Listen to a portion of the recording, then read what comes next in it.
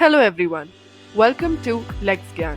I am Sakshi Mehra and this is our lecture series on Indian Evidence Act 1872.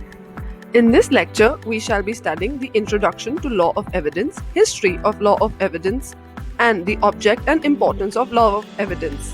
Let us understand the origin of the word evidence. The word evidence is derived from the Latin word evidere, which means to discover, clarify, to ascertain, or to prove. The word evidence may be defined as all means which tend to prove or disprove any matter, fact, the truth of which is submitted to a judicial investigation. The Indian Evidence Act 1872 is divided into three parts. First, relevancy of fact. Second, quality of evidence. And third, production and effect of evidence.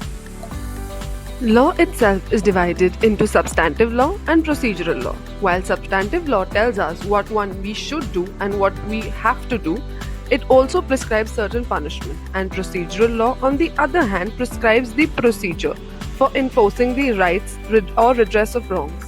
Basically, in a simple example, we can say that if an arrest has to take place, the reason for the arrest will be given in the substantive law, but the procedure for the arrest will be given in the procedural law.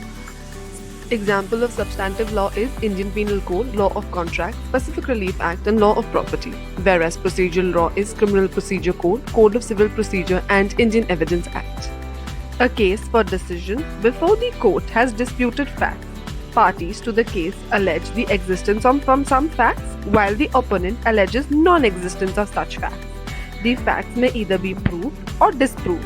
The court has to find the truth and impart justice based on the alleged facts.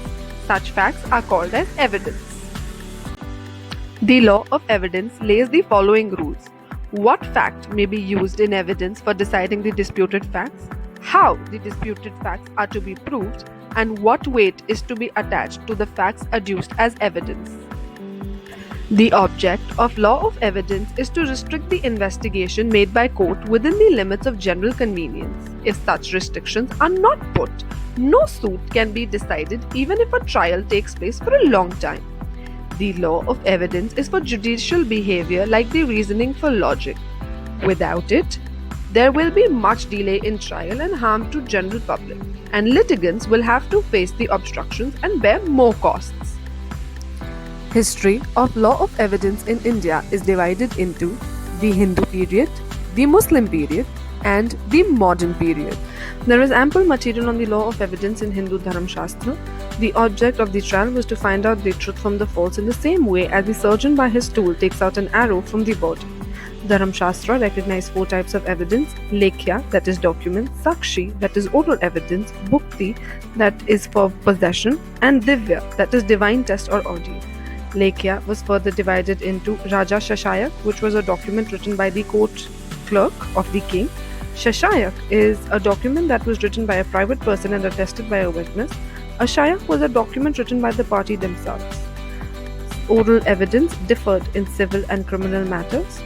Bhukti or Bhog was further divided into Bhukti Sagma, which meant with right, and Anagma Agma, which meant roots of ownership. Divine tests or ordeals were prevalent in ancient India, where the appeal was to the supernatural power to prove guilt or innocence. If a man entered into the burning fire or into deep water and came out without any harm, he was innocent in the eyes of law, or his case stood proved. In the Muslim period, the rules of evidence were well developed.